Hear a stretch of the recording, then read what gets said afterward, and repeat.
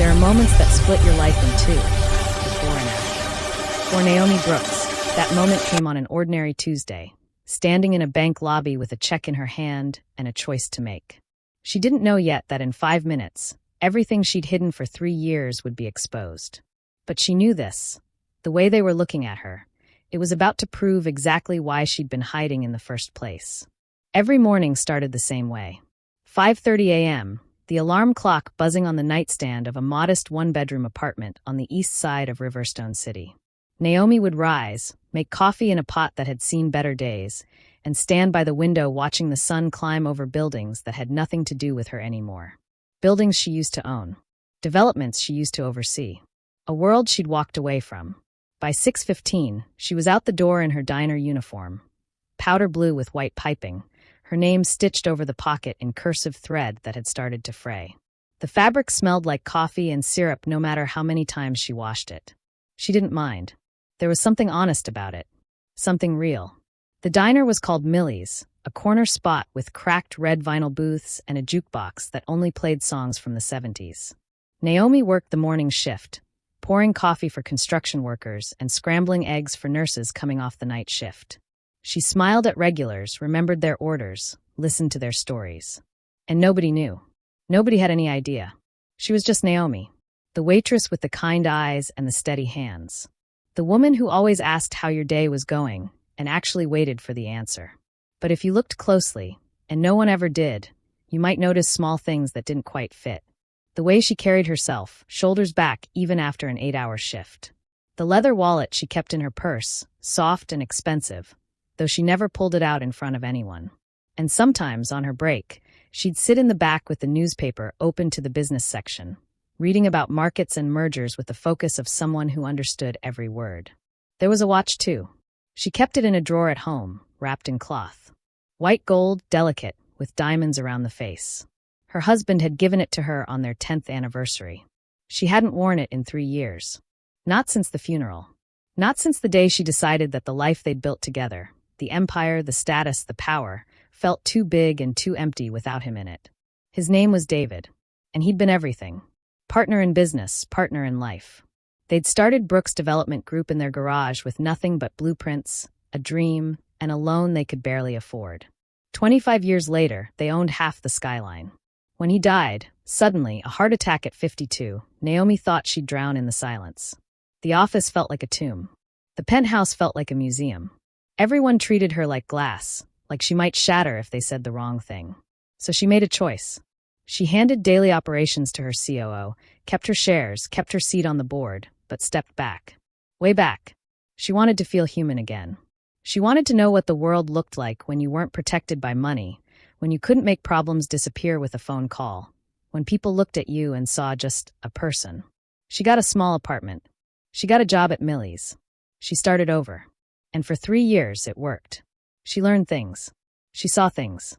The way people treated service workers, sometimes with warmth, often with impatience, occasionally with outright cruelty. The way a $5 tip could make or break someone's day. The weight of living paycheck to paycheck, which she hadn't felt since she was 23. It changed her, softened some edges, sharpened others. But there were parts of her old life she couldn't completely leave behind. She still owned shares in Brooks Development Group. She still received dividends. And twice a year, those dividends came as checks that needed to be deposited. Usually, her attorney handled it. But he was out of the country, and the check had arrived, and the amount, $10 million, wasn't something she could just let sit on her kitchen counter. So on this particular Tuesday, after her shift ended at 2 p.m., Naomi Brooks walked 4 blocks to Harrington Trust Bank, still wearing her uniform, still smelling like coffee, with a check folded carefully in her purse. She felt it as soon as she walked in. That familiar flutter in her chest, part anxiety, part knowing. She'd been in hundreds of banks in her life, on both sides of the table. She'd secured loans, opened accounts, negotiated terms. But she'd always been wearing a suit. Always had her attorney beside her. Always had the armor of wealth visible on her body. Today, she had none of that. The lobby was all glass and marble, the kind of place designed to make you feel small if you weren't supposed to be there. A few customers stood in line. A young man in a business suit chatted with a teller. Security guard by the door board scrolling his phone. Naomi took a breath and walked to the counter. The teller, a young woman with blonde hair pulled into a tight bun, looked up and smiled politely. "How can I help you?" "I'd like to deposit this, please." Naomi placed the check on the counter. The teller glanced down, then looked again. Her smile faltered. One moment." She picked up the phone, whispered something Naomi couldn't hear, then said, "The manager will be right with you." Naomi nodded. This wasn't unusual. Large checks often required a manager's approval. She expected that. What she didn't expect was the look on Elaine Whitmore's face when she approached. Elaine was in her mid-40s, impeccably dressed in a navy suit, her expression sharp and assessing. She looked at Naomi, really looked, taking in the uniform, the worn shoes, the absence of jewelry. And something shifted in her eyes. Not curiosity, suspicion. "Can I help you?" Elaine's tone was clipped, professional but cold. "Yes, I'd like to deposit this check." Elaine picked it up, studied it for a long moment, then set it down like it might be contaminated. "Where did you get this?" Naomi blinked. "I'm sorry. This check. Where did you get it?" "It's mine. It's a dividend payment from Brooks Development Group." Elaine's mouth twitched. Not quite a smile. Something closer to disbelief. "You're telling me you received $10 million dividends?" It wasn't a question. It was a challenge. Naomi kept her voice calm. "Yes. I'm a shareholder. Do you have identification?" "Of course." Naomi pulled out her driver's license and handed it over. Elaine barely glanced at it. "This doesn't prove the check is legitimate. You can call the company, or the issuing bank. The routing information is right there." "Ma'am, I'm going to need you to step aside." Naomi's heart started to beat faster. "I'm not sure I understand." "Step aside, please." Elaine's voice rose just enough to turn heads. The teller froze. The man in the suit glanced over. The security guard looked up from his phone. "Is there a problem?" Naomi asked quietly. "The problem," Elaine said louder now, "is that I don't believe this check is real.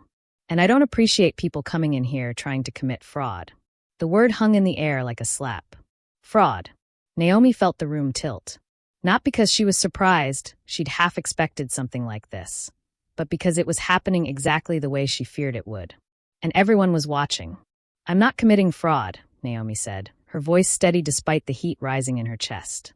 "I'm simply trying to deposit my own check. If you'd like to verify it." "I don't need to verify anything." Elaine turned to the security guard. "Marcus, please come here." The guard walked over, confused but compliant. "This woman is attempting to deposit a fraudulent check. I need you to escort her out." Naomi's breath caught. "You haven't even called to verify." "I don't need to. I know fraud when I see it." The other customers were fully watching now. Phones were coming out. Someone was recording. Naomi could see the red dot on a screen pointed in her direction. This was it. The moment. The choice. She could leave. Walk out quietly. Call her lawyer. Handle this the way she used to handle everything, with power, with lawyers behind closed doors. Or she could stand here and let this play out. Elaine picked up the check. And then, in a move that seemed to happen in slow motion, she tore it in half. Then in half again. The pieces fluttered down onto the counter, onto the floor, like confetti at the world's cruelest party. "Get out," Elaine said. The room was silent. Completely, unbearably silent. Naomi looked down at the pieces of paper scattered at her feet. $10 million ripped apart. But that wasn't what hurt. It was the assumption. The immediate, unquestioned belief that someone who looked like her, dressed like her, couldn't possibly belong in a place like this. She lifted her eyes to meet Elaine's. And that's when the door opened. A man walked in. Older, silver-haired, wearing a suit that probably cost more than most people's cars. He paused in the doorway, scanning the room with the ease of someone who owned it. His gaze landed on Naomi.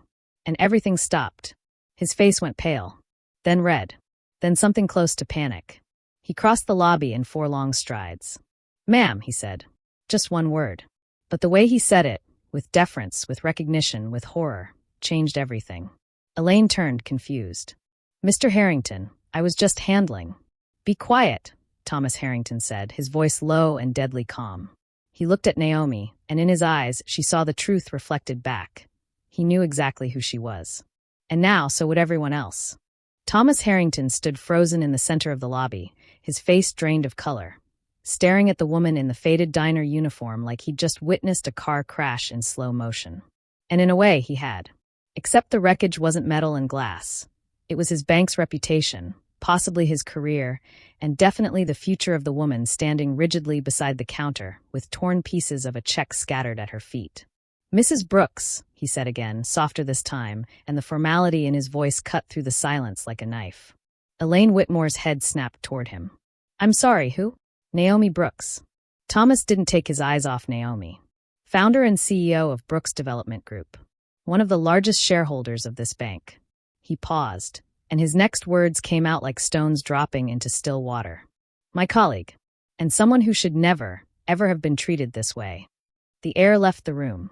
Elaine's face went through a series of changes: confusion, disbelief, comprehension, and finally pure terror. Her mouth opened, but nothing came out. The teller behind the counter looked like she wanted to disappear into the floor. The security guard took a step back, as if distance might somehow erase the last 5 minutes. And the phones. The phones were still recording. Every word. Every second. Naomi stood perfectly still, her hands clasped in front of her, her expression unreadable. She didn't look angry. She didn't look triumphant. She looked tired. Like this was exactly what she'd expected, and being right about it brought her no joy whatsoever. "Mrs. Brooks," Thomas said, and there was genuine anguish in his voice now. "I cannot begin to apologize." "Don't." Her voice was quiet but firm. "Not here. Not now." She bent down slowly, gathering the torn pieces of the check from the floor. Each piece felt like evidence, not just of a destroyed payment, but of something much larger. When she stood, she held them in her palm like broken glass. "I'd like to speak with you privately," she said. "In your office. Now." It wasn't a request. Thomas nodded immediately. "Of course. Please, this way." As Naomi walked past Elaine, she didn't say a word. Didn't even look at her. And somehow, that was worse than any insult she could have thrown. Elaine stood there, trembling, watching the woman she'd just publicly humiliated walk toward the executive offices like she owned the place. Because she partially did. Thomas Harrington's office was on the top floor, all windows and dark wood. The kind of space designed to remind you of power and permanence. Naomi had been here before, years ago, when the bank was seeking investors and Brooks Development Group had purchased a significant stake. She'd sat in this very room, across from Thomas's predecessor, negotiating terms while David sat beside her, their hands occasionally brushing under the table. The memory hit her hard, and she had to pause just inside the doorway to breathe through it. Thomas closed the door and gestured to a chair. "Please sit." Naomi sat, placed the torn check pieces on his desk, folded her hands in her lap. Thomas sat across from her and put his head in his hands. "I don't know what to say." "Then let me start," Naomi said. "I want a full investigation, not just into what happened today, but into the patterns that made today possible." Thomas looked up. "Patterns? You think this was an isolated incident?" Naomi's voice was calm, but there was steel underneath. "You think your manager woke up this morning and decided to humiliate someone for the first time in her career? This behavior doesn't appear out of nowhere, Thomas. It's learned. It's reinforced. It's tolerated. I don't tolerate. Don't you?" Naomi leaned forward. "How many complaints have been filed against this branch? Against Elaine Whitmore specifically? How many customers have been treated with suspicion, denied service, made to feel like criminals for trying to access their own money?" She paused. "How many of those customers looked like me?" The question hung in the air. Thomas was quiet for a long moment. Then he reached for his phone. "I'll have HR pull every complaint filed in the last 5 years. Every incident report. Every customer survey." "Good. And I want an outside firm to conduct the investigation. Not your people. Someone independent." "Agreed. And I want the findings made public." Thomas hesitated. "Naomi." "Public, Thomas. Because this isn't about me. This is about every person who walks into your bank and gets judged before they even open their mouth. Every person who gets followed by security. Every person whose check gets questioned. Every person who doesn't have the privilege of being recognized by the chairman when they need it most." Her voice cracked, just slightly, on those last words. And for the first time since entering the office, Thomas saw past the composed exterior to the woman underneath. The woman who'd been hurt, who'd been humiliated in front of strangers, who'd had her dignity torn apart as casually as that check. "I'm so sorry," he said quietly. Naomi nodded. "I know you are. But sorry doesn't change what happened. Action does. The investigation took 6 weeks. What they found was worse than Naomi had imagined, and exactly what she'd feared. Over the past 5 years, the Riverstone City branch had received 47 formal complaints about discriminatory treatment. 47. Most had been dismissed as misunderstandings or resolved with token apologies. But when an outside firm started digging deeper, patterns emerged like cracks in a facade. Black and Latino customers were 3 times more likely to have their checks flagged for verification. They were twice as likely to be asked for additional identification. They were followed by security at rates that couldn't be explained by any metric other than the color of their skin. And Elaine Whitmore's name appeared again and again in the reports. Not always as the direct perpetrator, but as the manager who'd dismissed complaints, who'd defended her staff, who'd created a culture where bias was brushed aside as efficiency. When the findings were released, the story exploded. It wasn't just local news anymore. National outlets picked it up. Social media erupted. The video from the bank, filmed by 3 different customers, went viral. Millions of views. Thousands of comments. People sharing their own stories of being judged, dismissed, disrespected in similar ways. This happened to me at a car dealership. This happened to me at a jewelry store. This happened to me at a hotel. This happened to me. Naomi's phone rang constantly. Interview requests. Speaking invitations. People wanting her story, her perspective, her anger. She declined most of them. Because this was never about becoming famous. It was never about revenge. It was about forcing an institution to look at itself honestly, even when that reflection was ugly. The consequences came swift and severe. Harrington Trust Bank was fined $2.3 million by federal regulators for violations of fair lending practices. Elaine Whitmore was terminated, along with 2 other branch managers whose records showed similar patterns. The bank implemented mandatory bias training for all employees. They hired a chief diversity officer. They created an independent oversight committee to review complaints. And they did something else too, something Thomas Harrington insisted on personally. They reached out to every customer who'd filed a complaint in the past 5 years. Apologized. Offered restitution. Invited them to share their stories so the bank could learn, could do better, could become the institution it claimed to be. Some people accepted. Others didn't.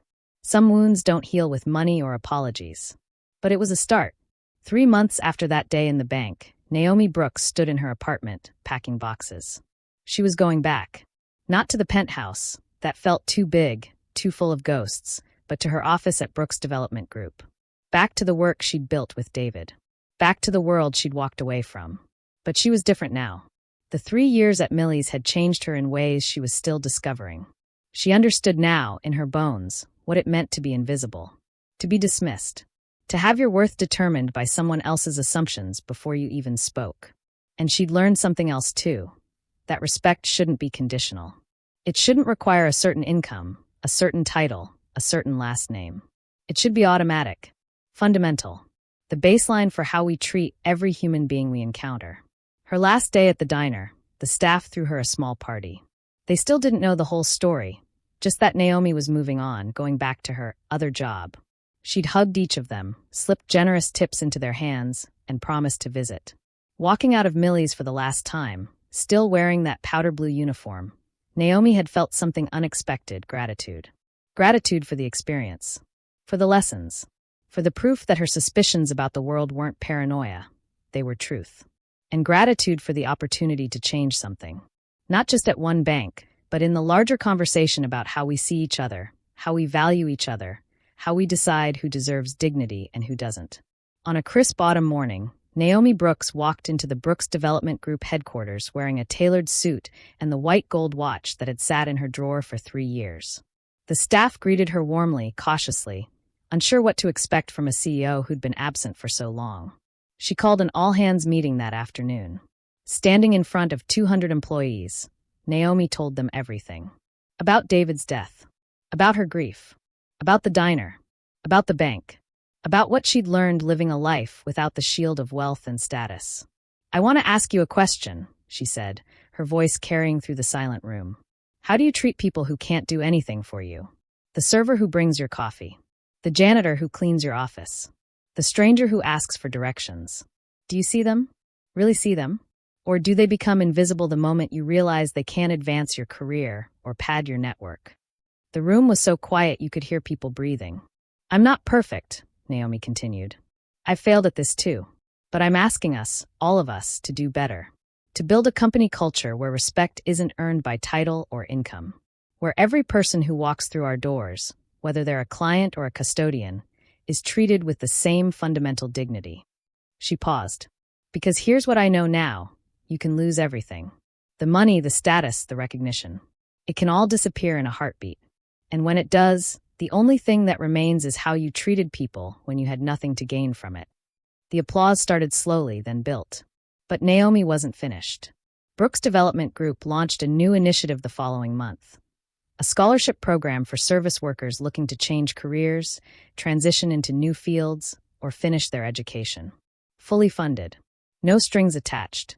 Named after David Brooks, in honor of the man who'd believed that everyone deserved a chance to build something meaningful. The first recipient was a single mother who worked 2 jobs. One at Millie's Diner, where she'd worked alongside Naomi without ever knowing who she really was. A year after the incident at Harrington Trust Bank, Naomi received a letter. It was from a young woman named Jennifer, who'd been in the bank that day, who'd filmed the whole thing on her phone, who'd watched Naomi be humiliated and hadn't said a word. The letter was an apology. "I've thought about that day every single day since it happened," Jennifer wrote. "I stood there with my phone out, recording, but I didn't speak up. I didn't say, 'This is wrong.' I didn't defend you. And I've carried that shame with me. But watching what you did afterwards, how you didn't just walk away, how you demanded accountability, how you used this awful moment to create real change, it inspired me. I quit my job in marketing and went back to school for civil rights law. I want to fight for people who don't have the platform or the resources to fight for themselves. Thank you for showing me what courage looks like. And I'm sorry I didn't show any that day when you needed it." Naomi folded the letter carefully and put it in her desk drawer. That was the thing about moments like these. They rippled outward in ways you couldn't predict. They planted seeds in people you'd never meet. They changed trajectories you'd never see. One woman, one check, one humiliating moment that could have stayed quiet, could have been resolved behind closed doors, could have been buried under NDAs and settlements. Instead, it became a reckoning, not just for a bank, but for anyone who'd ever judged someone by their appearance. Anyone who'd ever made assumptions about worth based on clothes, skin color, accent, or address. Anyone who'd ever forgotten that the person in front of them, regardless of what they were wearing or where they came from, was human and deserving of respect. Naomi Brooks had spent 3 years being invisible by choice, trying to understand what it felt like to move through the world without privilege protecting her. And in one 5-minute encounter, she got her answer. But she also got something else. Proof that one person standing up, demanding better, refusing to accept the easy path of silence, could actually change things. The bank was different now. The culture was different. The conversation was different. And somewhere in Riverstone City, a woman in a diner uniform served coffee with her head held a little higher, knowing that if someone ever treated her with disrespect, there was a precedent for fighting back. That was Naomi's real legacy. Not the buildings she'd developed or the fortune she'd accumulated, but the reminder that dignity isn't a privilege to be earned. It's a right. And on that ordinary Tuesday, in a marble lobby with torn check pieces scattered on the floor, she'd forced the world to remember that. One woman, one moment, one choice to stand instead of walk away. And everything changed.